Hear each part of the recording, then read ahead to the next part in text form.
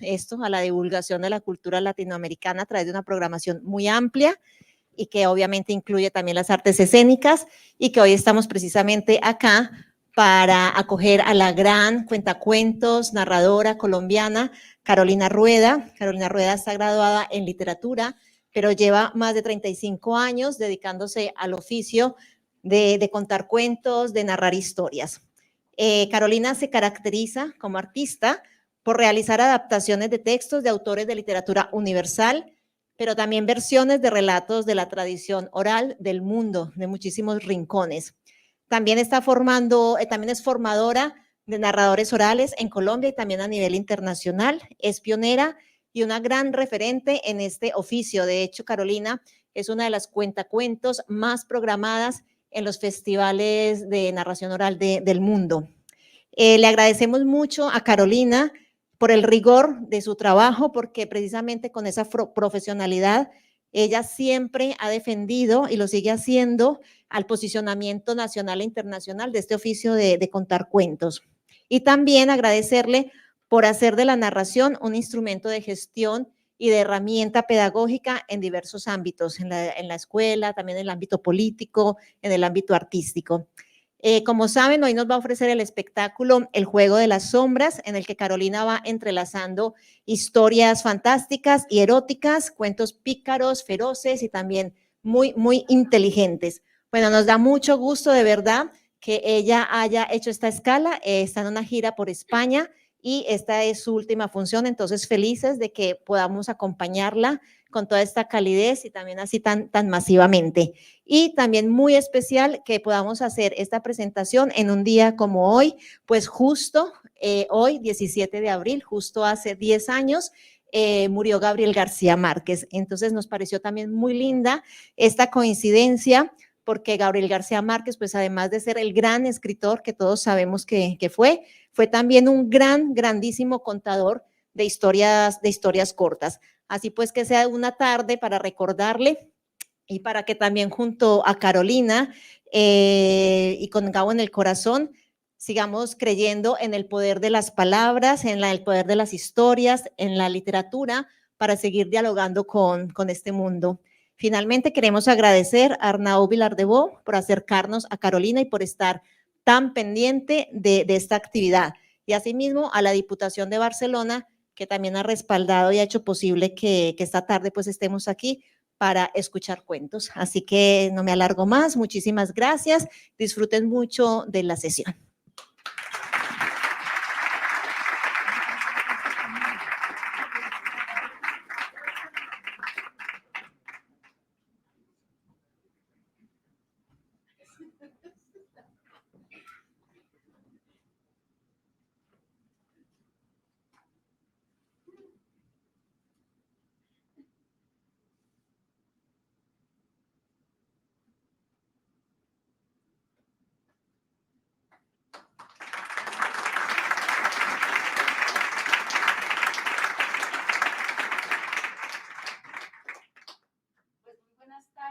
Noches, sean bienvenidos a este Juego de las Sombras, donde vamos a tratar uno de esos temas que a todos nos ponen un poquito nerviosos. Si lo recuerdan, cuando estábamos pequeños, había temas donde no nos dejaban entrar, porque nos decían que eso era para adultos. Y uno decía, yo quiero ser adulta para saber de qué es que vamos a hablar. Y después te haces adulto y te das cuenta que ser adulto es que se te muera gente, que pagues facturas, que se te vayan. Y también estos temas que son ese encuentro con el otro, ese abismo infinito que hay cuando tienes la duda, cuando lo sospechas, cuando te acercas. Tengo una amiga romancera que siempre que a alguien le gustaba, le cantaba un romance. Y si el otro le decía, no estoy interesada, ella decía, no, yo solo estaba cantando. Porque tiene eso, ¿no? Ese terror que nos provoca salir de nuestra intimidad y de repente dar ese paso hacia el otro en busca de ese encuentro mágico y esperado. Como muy bien lo acaba de decir nuestra querida presentadora, sí cuento literatura. Y cuando cuento literatura, alguna vez estaba invitando a una autora que viniera a ver la función. entonces me dijo, no, pero es que esos cuentos que ustedes cuentan ya no son los de nosotros. Digo yo, ¿cómo así? Porque no sabía si me lo estaba reclamando o agradeciendo. Entonces me dijo, mire, lo que pasa es que ustedes los cuenteros leen los cuentos y después hacen una especie de digestión extraña y ya lo que sale por la boca de ustedes ya no son los cuentos de nosotros, sino los de ustedes. Pero claro, como estos son pastos, como él mismo se presentó, ustedes pastan en nosotros. Estos pastos por los que vamos a transitar hoy, pues tienen estas procedencias. Tenemos dos autores argentinos que son Gustavo Roldán y María Teresa Andrueto, y tres autores colombianos, Santiago Mutis, que es un poeta del cual utilizó algunos de sus poemas, Oscar Godoy y Héctor Abad Faciolince. Ese tejido o esos pastos son los que han permitido que vaya yo haciendo este trabajo del juego de las sombras. Y ya presentado a los autores, para que después no digan que yo me robé los cuentos, sepan de dónde vienen y proceden, pues vamos a empezar. Los dragones crearon el mundo. Sí, yo tampoco sabía. Pero ¿cómo lo crearon? Es que los dragones tienen dos dones. El primero es que todo lo que sueñan al día siguiente se hace realidad, pero con la magia, la sorpresa, la novedad que tiene la vida. Y como los dragones sueñan cosas bellas, si un dragón sueña un árbol, a la mañana siguiente está el árbol, los árboles, el bosque y las fieras que lo habitan. Si un dragón sueña un cielo, a la mañana siguiente está el cielo, las nubes y los pájaros que lo sostienen.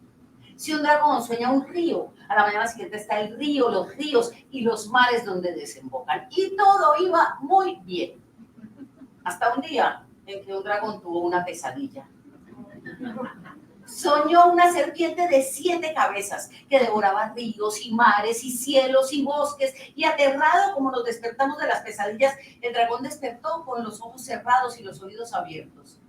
Y escuchó el sonido del desierto, y al abrir los ojos vio que el mundo desaparecía. Y sintiéndose culpable por lo que había hecho, el dragón agarró una espada y se fue en pos de la serpiente. Le cortó 1, 2, 3 cabezas, pero cuando iba a cortar la cuarta, renació la primera cabeza que le dijo, ¡ay, lindo dragón! Por fin un enemigo de mi tamaño. El dragón entonces agarró a la serpiente del centro del cuello y se la llevó hasta los confines del universo. Y allá, en los confines del universo, la serpiente le dijo, ¡ay, dragón! Si algo me gusta más que un buen enemigo, son los confines del universo, dragón. Más dragón, más. El dragón entonces hundió a la serpiente en medio del agua y entre las olas la serpiente le dio, ¡ay, dragón! Si algo me gusta más que un buen enemigo, los confines del universo, es el agua, dragón. Sigue, dragón, sigue. El dragón entonces decidió usar su arma más letal y en medio de las llamas la serpiente le dijo,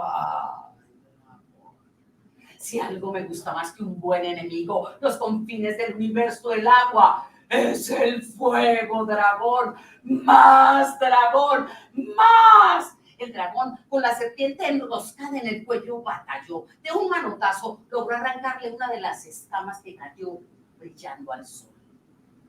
Días, meses, años duró esta batalla sin tregua. Iban desapareciendo cielos y mares y ríos y bosques, y de repente el dragón supo lo que tenía que hacer.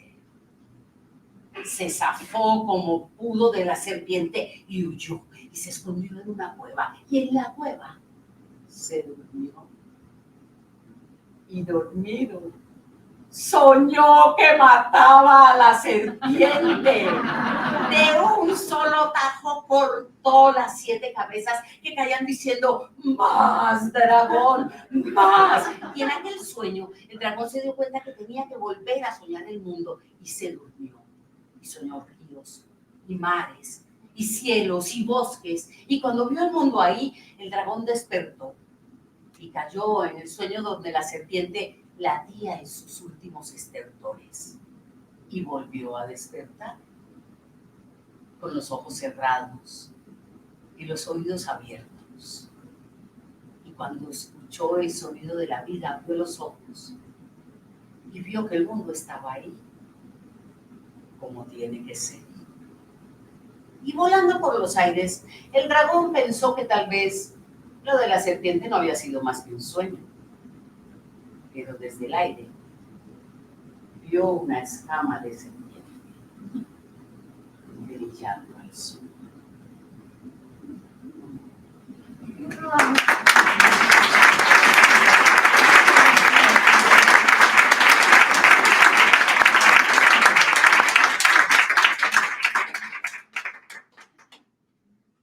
La primera vez que él oyó su voz, su gemido, estaba teniendo una pesadilla. Estaba soñando que estaba en un valle muy profundo, con una neblina muy espesa que le sacaba el aire de los pulmones.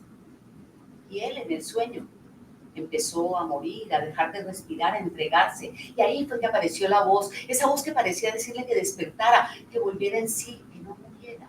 Entonces se despertó.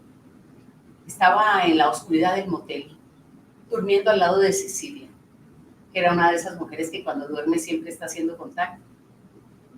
Él sentía sus tetas en la espalda, la mano apoyada así en la cadera, y ya cuando estuvo bien despierto pensó que la voz se la había soñado, pero no, la voz regresó.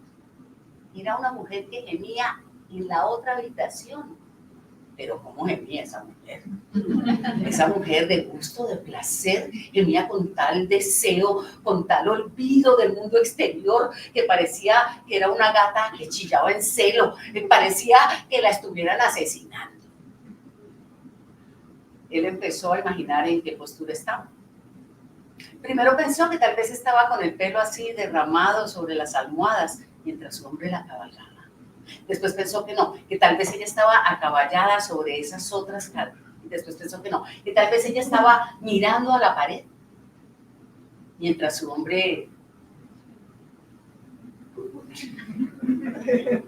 también miraba a la pared. Y después pensó que no importaba en qué postura estuviera. Una mujer que gemía así en una habitación de tercera, en un motelito de tercera, no era normal. Había que conocerla.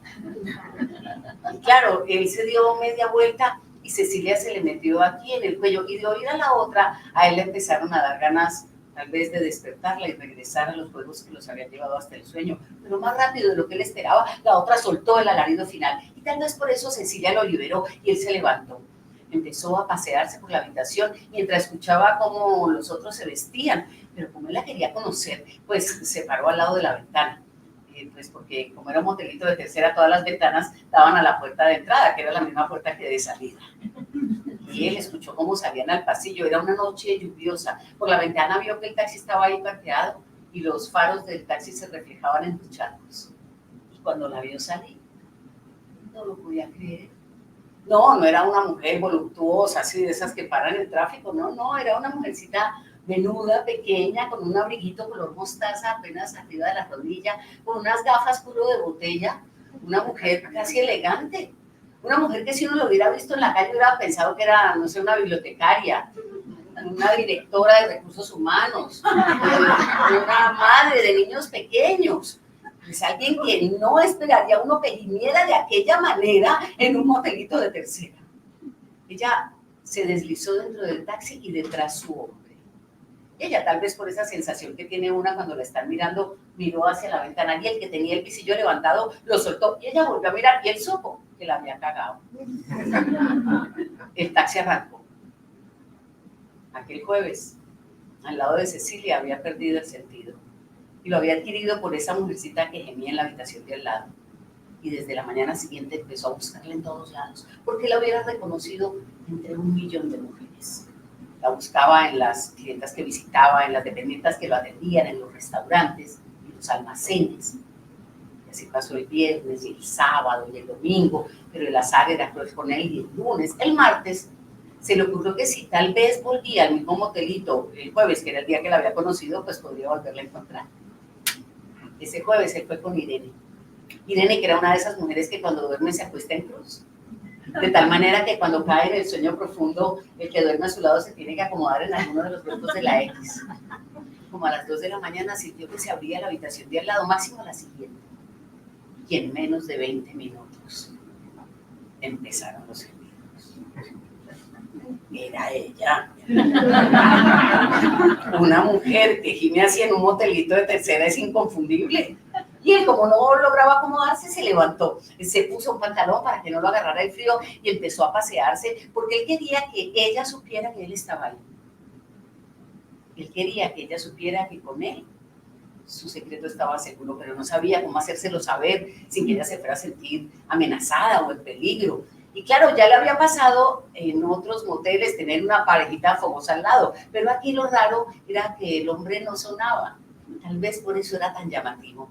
Y él seguía pensando, y más rápido de lo que esperaba, ella soltó el alarido final y a él no se le había ocurrido nada. Escuchó cómo se vestían y cómo salían al pasillo, y cuando salieron al pasillo, él no optó sino por abrir la puerta y salirlos a perseguir. Claro, él daba un paso adelante, otro atrás. Cuando la mujer sintió aquellos pasos pesados en su espalda, empezó a esconder la cara en la espalda de su hombre y a mirar por encima del hombro. Y ellos iban acelerando y él daba un paso adelante, medio atrás, otro paso adelante. Ellos aceleraron el paso y bajaron por la escalera. Y él supo que la había vuelto a cagar.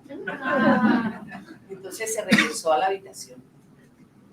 Pero como él quería que ella supiera que había sido voluntario, encendió la luz del baño y se paró ahí al lado de la ventana.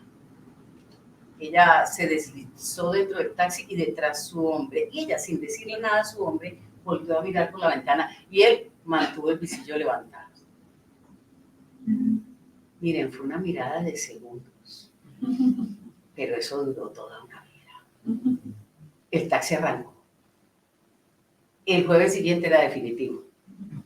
Al jueves siguiente, él fue con Elvira, que era una de esas mujeres que cuando duerme siempre está dando patadas y arañazos, de tal manera que cuando amanece al otro día, el que ha dormido a su lado amanece hecho un Cristo, lleno de aruñones y moretones. Pero ella no vino. Al jueves siguiente, él fue con Ángela, que era una de esas mujeres que cuando duerme se abraza de las almohadas y deja el cuello un poquito torcido, de tal manera que cuando cae en el sueño profundo parece que hubiera una carreta moviéndose por la habitación. Pero ella no vino. Al jueves siguiente él fue con Carolina, que era una de esas mujeres que cuando duerme se lleva la manta hasta arriba de la cabeza y deja los pies por fuera, porque ella siempre tenía los pies calientes y el que tenía los pies fríos pasaba unas noches espantosas. Pero ella no vino.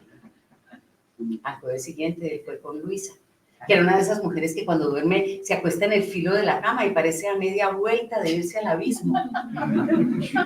Pero ya no vino. Al jueves siguiente él fue con Luz, que era una de esas mujeres que cuando duerme no cierra bien los ojos. De tal manera que cuando uno la mira no está muy seguro de si está durmiendo o no está durmiendo. Y claro, como él no lograba calmarse, pues se levantó, se puso el pantalón, la camiseta y bajó a la recepción. El hombre de la recepción se estaba tomando una agüita de panela para que no lo cogiera el frío. Y cuando vio venir a este hombre, al que admiraba, pues por la variedad, no dejó de sorprenderse que le preguntara por la mujercita esa, la del abriguito color mostaza. Pero bueno, la gente que trabaja en esos oficios sabe que no se debe sorprender de nada y que debe contestar con precisión y sin asombrarse. Ah, sí, la mujercita del abrigo, sí. Sí, viene hace casi un año, sí. Sí, siempre con el mismo hombre, sí. Sí, siempre los jueves, sí. Sí, hace como un mes que no viene. Entonces él le dijo que si la mujercita venía, ahí le dejaba el teléfono de la casa, el de la oficina, el celular, que le avisara, no importaba el día que fuera. Pero el lunes, el azar se apiadó de él. Él iba entrando a uno de esos restaurantes donde se celebran comidas empresariales. Él venía con Eulalia, pues porque tenía ganas de saber cómo dormía. Al entrar, había un grupo mixto y ella estaba en la mitad del grupo regresando de una carcajada y ella fue regresando y lo reconoció porque ella también lo hubiera reconocido entre 2 millones de hombres y su cara se fue transformando de la risa al silencio, del silencio al miedo. Él buscó una mesa que le diera una buena visibilidad sobre la del grupo. En la primera mirada se dio cuenta que el hombre con el que él la veía los jueves era el que presidía la reunión. Era un hombre elegante, de dedos largos, que no le prestaba una atención especial. Pero de reojo él notó algo. Así que cuando llegaron los segundos platos, él llevó los ojos directo ahí y vio que el hombre que ella tenía al lado la tenía agarrada de la mano. Debía ser el marido, el novio. Bueno, el hombre que tenía permiso de agarrarle la mano en público. Y ahí entendió por qué ella estaba tan nerviosa. Entre el segundo plato y el postre, él pidió permiso para ir al baño. Los baños estaban separados del resto del restaurante por un murito bajo y las dos puertas eran perpendiculares. Él entró al baño de hombres y empezó a pasearse sin saber muy bien cómo dirigirse a ella, que ella no se fuera a sentir amenazada o en peligro. Entonces recordó que en la billetera él siempre guardaba unas tarjetitas donde anotaba lo que se necesitaba. Lo redactó de varias maneras y finalmente escribió: no son lo mismo mis jueves sin ti. Ahora el problema era cómo entregársela, pero pensó que ya se lo ocurriría, se la guardó en la chaqueta. Y cuando abrió la puerta del baño, ella se lo había resuelto, porque ella estaba ahí, parada en la puerta del baño de hombres, esperando que él saliera, mirándolo con aquella mirada de ¿qué quiere? Y él, mientras le entregaba la tarjetita, le dijo: tranquila. Y regresó al restaurante. Nadie se dio cuenta, bueno, nadie excepto Eulalia, que había notado cómo ella había salido hacia los baños, pero que el baño de mujeres no se había abierto hasta que él había regresado. Él, mientras se comía el postre, empezó a esperar que ella regresara. Y cuando regresó, venía distinta. De nuevo se carcajeaba, relajada, y era ella ahora la que lo escaneaba de lado a lado del restaurante. Cuando él se paró a pagar, sintió como ella le hacía el barrido por la espalda. El jueves siguiente, él fue con María, que era una de esas mujeres que cuando duerme lo desnuda todo, le quita las fundas a las almohadas, la sábana, la sobresábana, la pijama, lo hace un burro y ahí se acuesta. Al entrar, él le dijo al hombrecito de la recepción que le reservara a la mujercita del abrigo la habitación de al lado. Y como a las 2 de la mañana, oyó que se abría la puerta. Y en menos de 20 minutos había vuelto. Era ella. Pero además él sentía que hoy estaba gimiendo un poquito para él.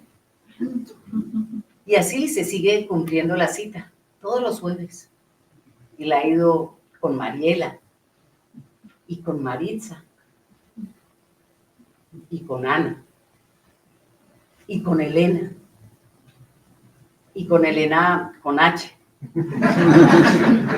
Y realmente él solo teme dos cosas. Una, que ella un día deje de venir y la vida vuelva a ser como los jueves sin ella. Y otra, que ella un día venga sola y le deje dicho con el de la recepción que la puerta está abierta y que lo espera. Porque realmente él no quiere saber cómo duerme ella. Él no quiere ser el que provoca sus gemidos. Él solo quiere que ella siga gimiendo para él, regresándole las ganas de vivir, el miedo a la muerte, el deseo. Incluso cuando le vuelve la pesadilla esa del valle muy profundo, con la neblina espesa que le saca el aire de los pulmones, en el sueño él ya no se entrega, porque él sabe que ella está al otro lado, gimiendo para él y rescatándolo para siempre de todas sus muertes.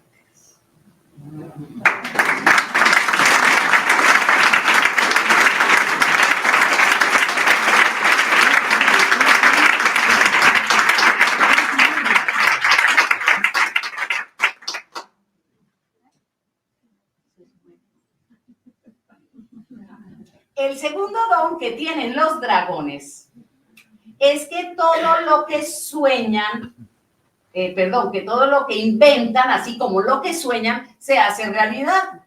Pero igual, con la gracia, la sorpresa, la novedad que tiene la vida. Una dragona se levanta una mañana con ganas de jugar el juego de las sombras con su dragón. Pero ella sabe que para jugar el juego de las sombras no hay nada mejor que primero guerrear con palabras. Y que para guerrear con palabras no hay nada mejor que inventar historias. Y que para inventar historias no hay nada mejor que hacerlo en pareja.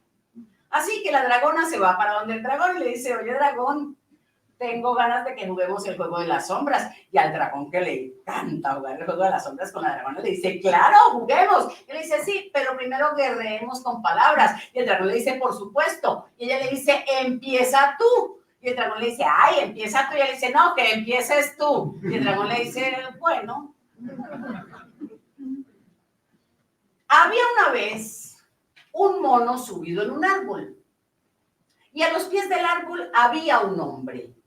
El mono le dice al hombre, hombre, ten mucho cuidado. En el río hay un animal muy peligroso que se llama yacaré. Se confunde con un cocodrilo, pero es muy peligroso. El yacaré no existe, le dijo el hombre, porque el hombre no cree sino en lo que ha visto. Ay, qué aburrido el hombre, le dijo la dragona. Bueno, pero el cuento me lo estoy inventando yo, ¿no? Le dijo el dragón. La dragona le dijo, sí, claro, continúa, continúa. El yacaré no existe, le dijo el hombre. Claro que existe, le dijo el mono. Por eso te lo estoy advirtiendo, porque se hunde en el río y se confunde con un tronco.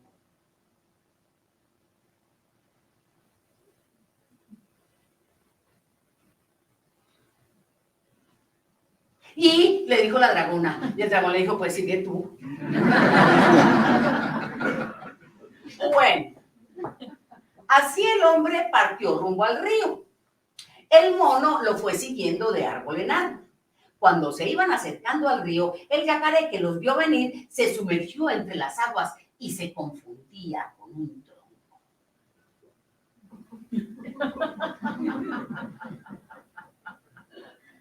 Y le dice al dragón, le dice a la dragona, es que no sé. A ver, porque si el hombre se mete al río y no le pasa nada, vamos a tener un animal, el hombre, pretencioso y soberbio. Pero si el hombre se mete al río y el yacaré se lo come, vamos a tener un animal, el hombre, primero, que va a haber aprendido la muerte, y segundo, pretencioso, soberbio y capaz de matar. Bueno, le dijo el dragón, pero hay que resolver la cosa. No podemos dejar las cosas así. Ya hemos creado un mono, un árbol, un hombre, un río y un yacaré. Hay que resolverlo. Y la dragona le dijo, pues que se resuelvan ellos como les dé la gana. ¿Qué? Nos vamos a jugar el juego de las sombras. Y se fueron a jugar el juego de las sombras.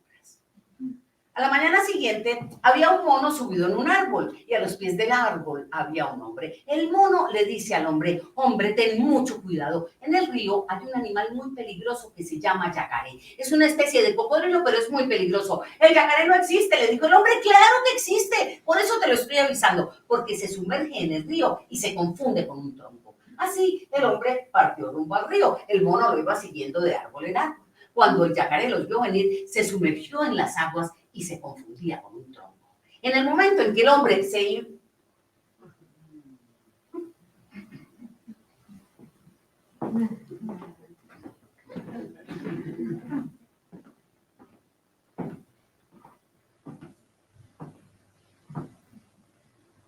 Estas eran tres amigas que eran gorditas. Ellas, digamos...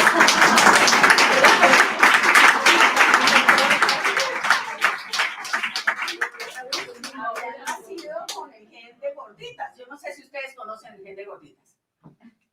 ¿No? Bueno, yo sí es que lo he conocido toda la vida. Mire, el gen de gorditas es ese en que otro come, pero uno engorda. Ellas habían hecho todo contra la gordura. Habían hecho dieta, ejercicio, cirugías, pues en busca de unas vidas un poco más anónimas, de digamos, unas naturalezas un poco menos evidentes, ¿no? Pero no había nada que hacer, ellas eran gorditas. Hasta que una de ellas, Diana, que tenía, digamos, la visión empresarial, se dio cuenta que tal vez, en vez de combatir contra la gordura, lo que había que montar era un club de acompañantes gordas, porque es conocida la afición de algunos hombres por las mujeres gordas. Claro, pero como toda la vida habían batallado contra la gordura, se dieron cuenta que para lograr un estándar de calidad, cada una tenía que subir por lo menos 70 kilos. A ver, eso se dice fácil. O sea, los primeros 35 se suben fácil, pero de ahí para arriba no había manera. Ni comiendo chocolate a medianoche, ni comiéndose tajadas del pan Bimbo, esas que uno se come una tajada y al otro día le sale la barra entera. Hasta que María de las tres, la que había recorrido los 5 continentes en busca de las variedades culinarias y que tenía que diseñar los platos centrales de fondo del restaurante, porque no se monta un club de acompañantes gordas que no tenga un restaurante emblemático para la ciudad, y decidiendo si a los ángeles caídos les sentaba mejor el eneldo o el romero, si a las carnes prohibidas les sentaba mejor el cilantro o el laurel, si a los placeres ocultos les sentaba mejor la salsa de crema o la de tomate. Escogiendo esos platos centrales y comiéndoselos a medianoche, fue que cada una empezó a subir los 35 kilos que le faltaban. En el entretanto, Luisa, que era, digamos, la niña bien de las tres, lo que aquí llamarían la niña pija, ¿sí? Se encargó de poner a punto tanto las habitaciones privadas como el restaurante. Diana diseñó un formulario que iba a ser parte del protocolo de los clientes. Pues porque de lo que se trataba era que fueran hombres que las prefirieran gordas, no por ahí alguien que estuviera matando pues un fantasma, ¿no?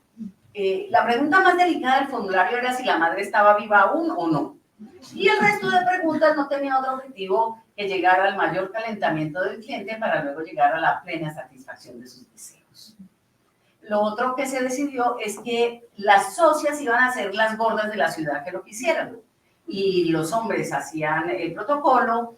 Al final de la semana las tres dueñas escogían a sus favoritos y los demás les quedaban a las demás. Cuando ya estuvo todo a punto, Diana decidió anunciar el club con un aviso clasificado en el periódico que ella consideró era lo suficientemente discreto, claro y contundente para transmitir el mensaje. El mensaje decía: gordas dispuestas a todo. Bueno, y como les empezó a ir, eso eran filas y reservas. Bueno, aquel cliente a Diana la tenía muy ilusionada. Por el formulario se había enterado que estaba casado con una mujer que cuidaba mucho la línea y que no tenía ni una gota de grasa en el cuerpo, que había tenido que enterarse hacía como unos 4 años que su mujer se pasaba 6 horas al día subida en la bicicleta, otras 4 horas al día pesando lo que se comía y casi 2 meses al año yendo a los médicos. Por eso, de un par de años hacia acá, ese hombre le habían empezado a dar ganas de volver a tener carnes en la mano, de volver a ver a una mujer comiendo con gusto. Parte del protocolo era que la primera cita se realizaba en un lugar fuera del club escogido por la gorda. Diana escogió su confitería favorita. Por la hora de la cita, la confitería estaba prácticamente vacía, solo había una parejita joven haciendo arrumacos, él, que era un hombre menudo, interesante, y ella pues que era fácil de identificar. Ella se sentó en un lugar que le diera a él una buena visibilidad. Él le mandó una notita con el camarero. La notita decía: pide lo que quieras. Ella pidió un strudel de manzana. Y cuando se lo trajeron, se lo comió con tenedor y cuchillo y no quedó ni una gota de crema ni una migaja de harina. Y cuando terminó, él le mandó otra nota con el camarero. Y la nota decía: quítate la faja. Ustedes saben que es una faja, ¿no? Sí. Bueno, ella se levantó y mientras iba al baño para quitarse la faja empezó a pensar qué hombre la había disfrutado en todas sus blanduras. Y mientras se desabotonaba los 800,000 botoncitos de la faja, recordó que había sido un compañero del instituto, que la había gozado detrás de los coliseos en todas sus blanduras, en todo su esplendor, en toda su movilidad. Y ya una vez se hubo quitado la faja, estaba muy caliente, guardó la faja en el bolso y regresó hacia el salón de la confitería prácticamente aplaudiéndose a sí mismo. Cuando se sentó, él le mandó otra notita con el camarero. La notita decía: lo próximo que pidas, cómetelo con las manos. Ella le dio la vuelta a la nota y le contestó: chupándose los dedos sale más caro. Y él le dijo que el precio no importaba. Entonces ella supo que lo tenía en el bolsillo, entonces pidió 2 eclairs, uno de crema y uno de chocolate. Se los trajeron y simultáneamente, con las dos manos y con una experticia que no da sino toda una vida de dedicación. Empezó a comerse aquellos eclairs sin que se cayera ni una migaja del hojaldre ni una gota de la crema, y cuando hubo terminado los dedos los tenía limpios y los platos regresaron a la cocina sin tener que pasar por el lavavajillas. Cuando se levantaron para pagar, él le dijo que sí, ella quería algo más. Y ella dijo que sí, que quería una cajita llena de pastelitos surtidos. Menos que era su confitería favorita. Y así se fueron hasta el club. Lo primero que hicieron fue sentarse en el restaurante a tomarse un café para romper el hielo. Y una vez roto el hielo, subieron a las habitaciones privadas. Y esa mujer hizo lo que tenía que hacer. Abrió la caja de pasteles y se los zampó. Y una vez terminó con los pasteles, desnudó a aquel hombre y empezó a gozarlo como hacía tanto tiempo nadie lo gozaba. En un momento ella se acaballó sobre él y él la veía como ella veía. Y se tumbaba sobre él y le murmuraba obscenidades. Y él me decía que ella realmente era bellísima, pero que se veía levantar un poquito. Y ella volvió a sentarse y galopaba y se tumbaba de nuevo sobre él y lo besaba y lo lamía. Y él decía que ella realmente era bellísima, pero que si la verdad político nada que me galopó hasta que se desbocó y en un galope de cerca de 16 minutos llegó a un orgasmo con alarido final que levantó el techo de la casa 6 minutos después de que él había dejado de respirar.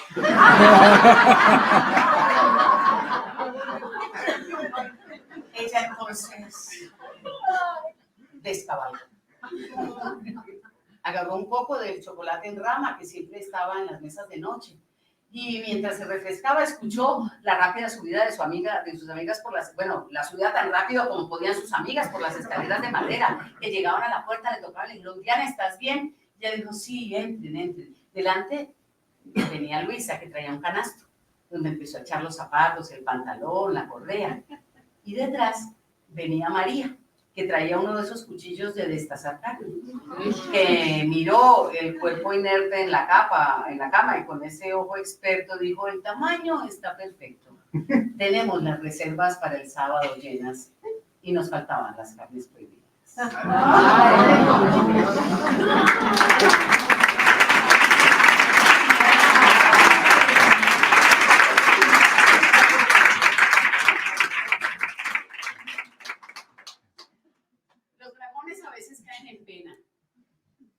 Y no se sabe muy bien por qué un dragón cae en pena o por qué se le quita. Un dragón puede caer en pena porque, por ejemplo, crea un animal y a la mañana siguiente el animal nace y se extingue. O un dragón puede caer en pena porque su dragón o su dragona se fueron con otra o con otro, porque eso también pasa en el mundo de los dragones. Y no se sabe también cómo los dragones se curan de la pena. Un dragón se puede curar de una pena porque pasa una mariposa y le roza la punta de la nariz. O porque una rosa roza un pétalo de otra rosa y el olor de la rosa consuela el alma del dragón.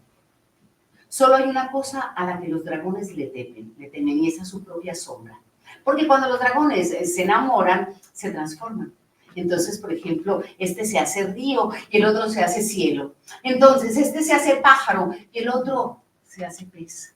Entonces, este se hace mar y este se hace montaña. Hasta que de repente uno se hace flor y el otro colibrí. Y empieza la danza. Y lo único que se transforma tan rápido como un dragón es su propia sombra. Por eso les da tanto miedo. Y además no entienden eso de que a veces la sombra está delante y a veces atrás y a veces es larga y a veces es pequeña. Prefieren el día mediodía porque piensan que han vencido a la sombra o la medianoche sin luna. Y claro, tuvo que venir un dragón poeta a decirle a los dragones que la sombra es ese cuerpo que llevamos por fuera.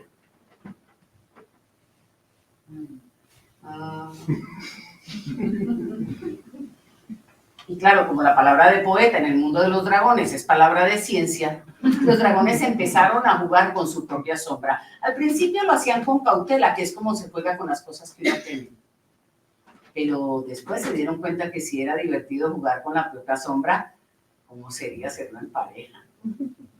Y después de jugar en pareja, se dieron cuenta que si en pareja estaba bien, ¿cómo sería en grupo? Porque de repente eran todos distintos y con solo dar un paso adelante aparecían monstruos con tentáculos y perfiles, y con solo dar un paso atrás aparecía de nuevo la diversidad. Por eso los dragones decidieron cambiarle el nombre al juego del amor por el juego de las sombras. Sin embargo, siguen jugando con cautela con su sombra, porque saben que es lo único que es tan rápido como un dragón.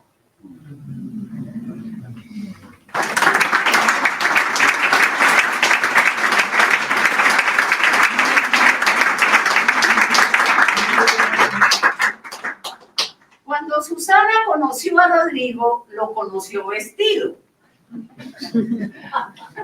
pero se lo imaginó desnudo, se lo imaginó en 4, y hasta en 8, y hasta en 26. En cambio, cuando Rodrigo conoció a Susana, no la quiso ver. Esa mujer tenía mucho pelo, muchas tetas, muchas palabras, mujer igual problemas. Por eso Rodrigo decidió no mandarle ninguna señal a Susana. Pero con esa manera tan especial que tenemos las mujeres de interpretar las señas, Susana consideró que aquella total falta de señales de Rodrigo era señal inequívoca de que ella le gustaba. Y ahí entre los dos empezó a brotar, así como a veces el amor brota a primera vista, a veces brota a la quinta o a la octava, o brota por una risa, por una complicidad, por un aroma. Y empezó a crecer aquel deseo entre esas pieles que de solo mirarse ardían. Uno de los problemas que tenía Susana, no el principal, pero sí uno importante, era que estaba casada con el jefe de Rodrigo. Y en una ocasión tenían que ir a Cartagena, a la de allá, y el jefe de Rodrigo consideró que era oportuno invitarla a Cartagena. Y del día de descanso programó una ida a pescar afuera de la bahía. Bueno, a Rodrigo le daba pavor y a Susana, francamente, pereza. Así que cuando Susana vio salir a su marido de la habitación y calculó que del hotel, llamó a Rodrigo y le dijo: te espero aquí. No le dijo nada más, porque esas cosas se entienden. Bueno, Rodrigo se arregló como pudo y se fue a la habitación de Susana. Y cuando ella le abrió la puerta, estaba vestida solamente con una batita de esas de seda que tienen los hoteles finos, totalmente desnuda debajo y con los pezones debajo que parecían decirle a Rodrigo: bienvenido, te estábamos esperando. Y entonces se dieron ese primer beso. Ese beso que cuando ha sido prohibido empieza por ese roce de los labios tímidos, ese choque de los dientes, la aparición tímida de las lenguas, hasta que rápido terminaron tirados en la cama. Susana desnuda muy rápido y Rodrigo desnudo en pocos minutos más. Pero claro, a Rodrigo le pasó eso que le pasaba cuando una mujer le gustaba mucho, y es que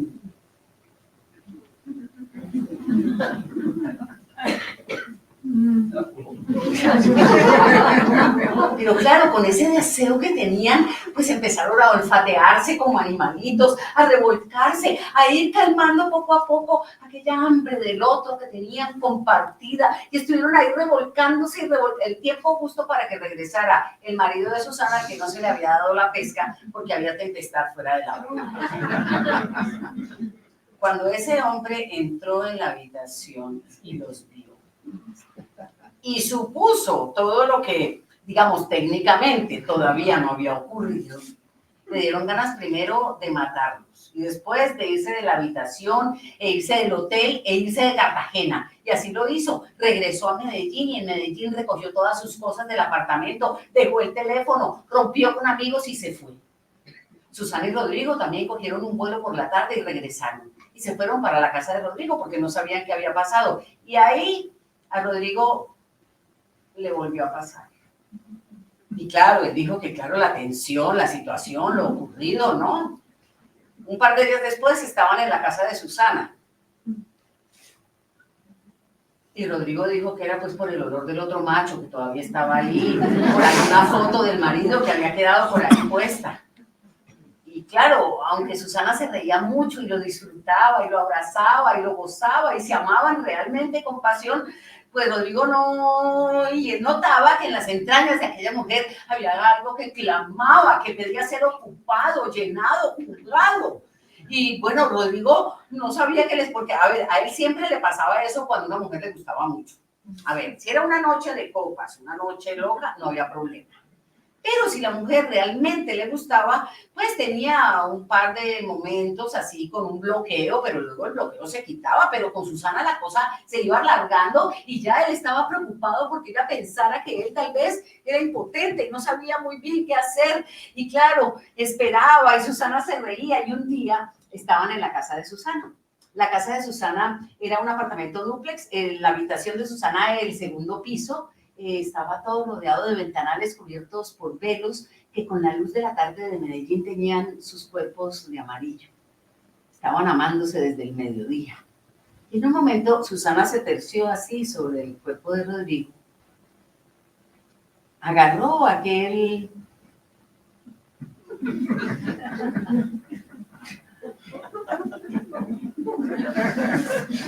pajarito cuyo ojo miraba hacia el infinito y más allá. Y empezó a hablarle quedito, suavecito. Y Rodrigo pensaba que esa mujer estaba loca, que qué estaba haciendo, que eso no era un micrófono para estar hablando. Pero a la vez que estaba hablando, se estaba diciendo a sí mismo que se tenía que calmar, porque él se daba cuenta que la cabeza de arriba le estaba trabajando mucho. Y tal vez por eso era que la cabeza de abajo no estaba funcionando. Así que decidió dejarla hacer. Y Susana empezó a decirle, pero si yo sé que tú no eres impotente, si yo te he sentido, tú cuando estás vestida eres muy tranquila y muy disfrutona, si yo te lo he notado. Y era verdad, cuando se estaban amando así en los rincones, contra las paredes, en público, aquella bragueta era una promesa hacia el infinito, era una mirada al cielo, pero en cuanto Rodrigo se quitaba la ropa, aquello parecía como una monjita metida en su propio hábito.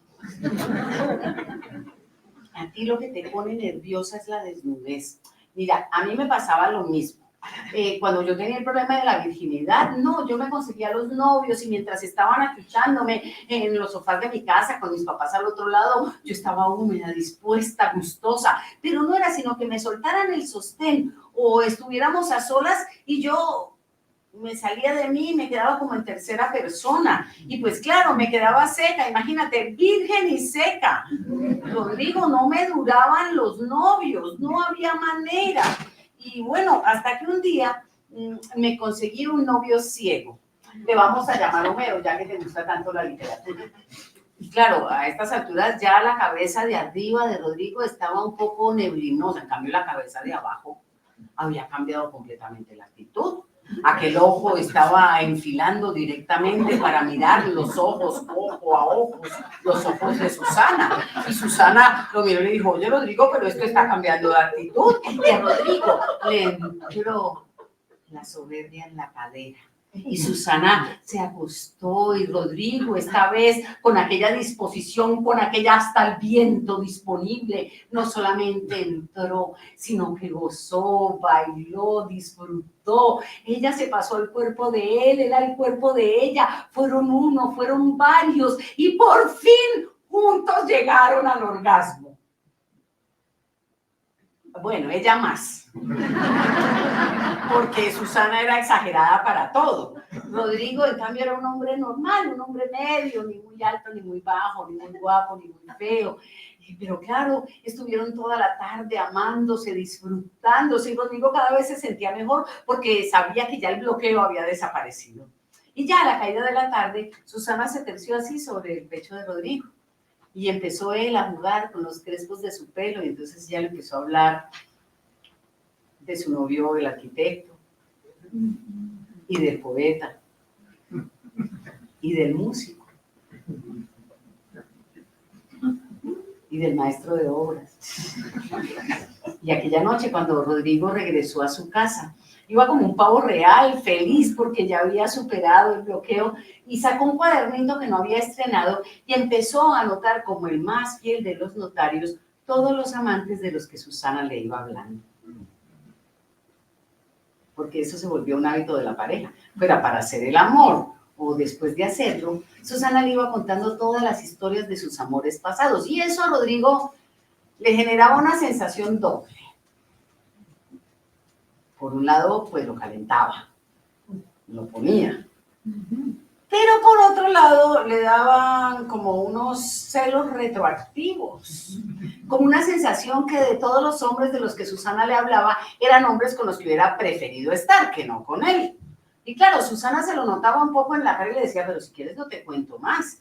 Y Rodrigo le decía, no, sigue.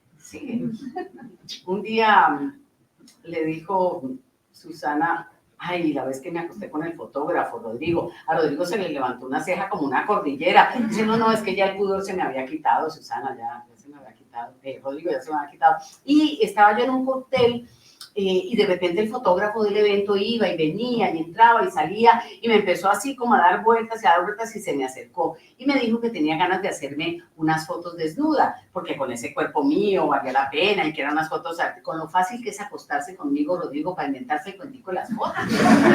El caso es que me dejó el teléfono de la casa, el del estudio, el del celular y bueno, pasó un tiempo, no sé, tal vez un par de años y un día estaba yo saliendo de la ducha y me vi en el espejo, Rodrigo, y me di cuenta que mis curvas estaban perdiendo profundidad, que mis firmezas se estaban ablandando, y me puse a pensar, Rodrigo, que valía la pena tener unas buenas fotos desnuda, porque ¿qué tal, Rodrigo, que yo un día tenga nietas y que a mis nietas les vaya muy bien en el sexo? Pues que sepan de dónde les viene lo buenas que están.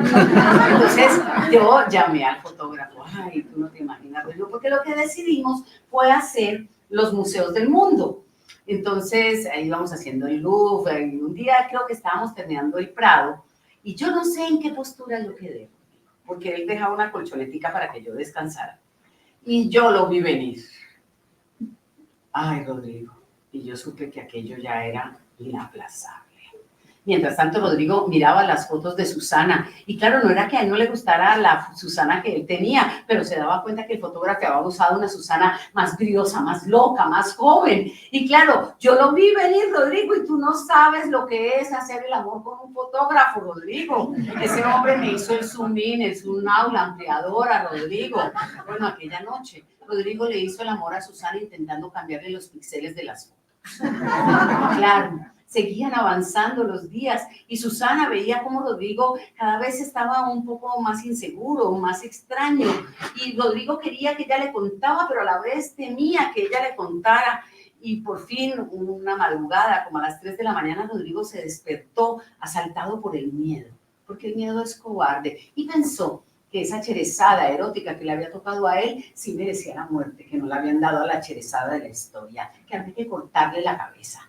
Y con esa manera tan especial que tenemos las mujeres de oír el silencio, Susana supo que Rodrigo estaba pensando eso, pero Susana estaba convencida que las mujeres domamos a los hombres a punta de silencio. O sea, que los hombres no se enamoran de la mujer que tienen al lado, sino de la que ellos creen que tienen. Por eso ya había decidido contarlo todo y decirlo todo y contarle a Rodrigo cada historia. Y si era necesario inventar historias, corriendo el riesgo tal vez de que Rodrigo se fuera, pero también corriendo el riesgo y diciéndole que el día que se fuera, él iba a ser parte de las historias que ella contaba. Y claro, iban avanzando los días y avanzando los días, y un día Susana le dijo, ay, el día que me acosté con David Bowie. Faltaba más, me he tenido que aguantar los amantes reales y ahora los imaginarios. Y Susana le dijo, no, lo que pasa es que mi sueño de adolescencia era David Bowie, Rodrigo. Y un día me fui para una cita de un dermatólogo y oye, llegué y ese hombre era el vivo retrato de David Bowie. Y claro, después de que ya me atendió el hombre me hizo un cambio de luces. Y a ver, Rodrigo, ¿cómo no me iba a acostar con mi sueño de adolescencia? Y tú no sabes lo que es acostarse con un dermatólogo, Rodrigo. Ese hombre me descubrió el punto G y el H y el W. Bueno, esa noche Rodrigo le hizo el amor a Susana, intentando que ella conociera todas las letras raras que tiene el alfabeto de los rusos, todos los pictogramas que había en el alfabeto oriental. Y Y un día Rodrigo, en un arrebato, le dijo, bueno, pero es que has amado a muchos hombres. Y Susana le dijo, no, amar he amado a 3 o 4, eso sí me ha costado con muchísimos más. Pero Rodrigo se contuvo, porque pensó que él también, amar, había amado a 3 o 4 mujeres, pero se había acostado con muchísimas más, porque él tenía derecho y ella no, porque le salían estas reacciones como de neandertal, y entonces se mantenía, se contenía, y claro, cada mañana se despertaba decidido a cortarle la cabeza, pero decidía aplazar el corte de la cabeza hasta el día siguiente, porque tenía ganas de saber qué le contaba a ella la noche siguiente. Y así, un día Susana le dijo, ay, el día que me acosté con el tonto, Rodrigo. ¿Por qué era tonto? A ver, Rodrigo, lo que pasa es que cuando las mujeres estamos ganosas, oímos las tonterías de los hombres como si fueran chistes. Pero ya una vez matada la gana, uno los empieza a oír bien. Era tonto. Mira, era tan tonto que mis amigos, cuando él hablaba, fingían que se habían salido de la habitación para no tenerle que contestar. Era tan tonto, Rodrigo, que un día yo estaba llorando a mi amiga Pilar, que estaba haciendo un posgrado en Nueva York, y me dijo, sí, es que la distancia aleja mucho. Autológicamente tonto. Eso sí, era el hombre con la verga más grande que yo jamás haya visto. Pero si la tuya está bien, Rodrigo, ¿cuál es la urgencia de los hombres por tenerla grande? Hombre, que si la tienen muy grande, si uno está encima, pues no encaja bien. Y si está debajo, pues tampoco lo encajan bien. Pero eso sí, claro, en esas proporciones era evidente que le pesaba, como a la mayoría de los hombres, un poco más el huevo izquierdo que el derecho. Hay que ser muy puta para saber eso. Porque esa información no viene en los libros, eso es información de primera mano, de conocimiento personal. Y como todas las historias que tienen mucho amor y mucha pasión, esta puede haber terminado muy mal, pero a mí no me da la gana. A mí me da la gana que esa pareja se siga amando por las mañanas, por las tardes, por las noches. Que esa pareja se siga amando con ferocidad, con felicidad, con facilidad, que es como debe ser el amor. Que ese hombre se siga enfrentando a esa mujer a la que teme y ama. Que esa mujer siga contando las historias que ha vivido y dándose todas las palabras que necesita. Y así, por fin y definitivamente, juntos y ambos, y a la vez, acabemos definitivamente con la maldición de la decapitación.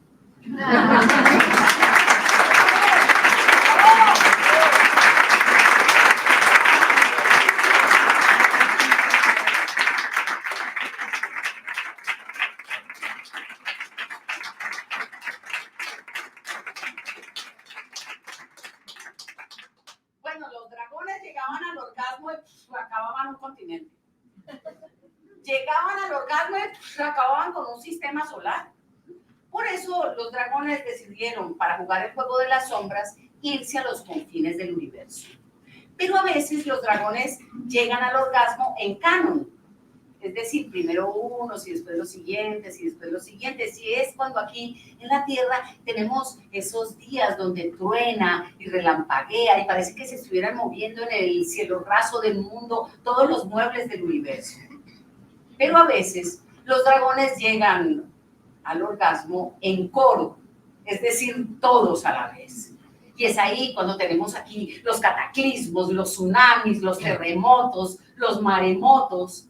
Y a todos nos han dicho que si algún día morimos en alguno de estos cataclismos, un terremoto, un maremoto, es porque somos culpables de algo, porque nos hemos cuidado mal, porque nos hemos tratado mal, porque nos hemos mirado mal. Y yo les quiero decir a ustedes, como me lo digo a mí cada vez que cuento estas historias, que si alguno de nosotros algún día es víctima de un cataclismo, de un tsunami, de un terremoto, y ve venir su muerte, la propia, inaplazable, en vez de pasar esos últimos minutos de vida sintiéndonos culpables de nada, más bien pensemos que estamos muriendo en medio del orgasmo de un dragón.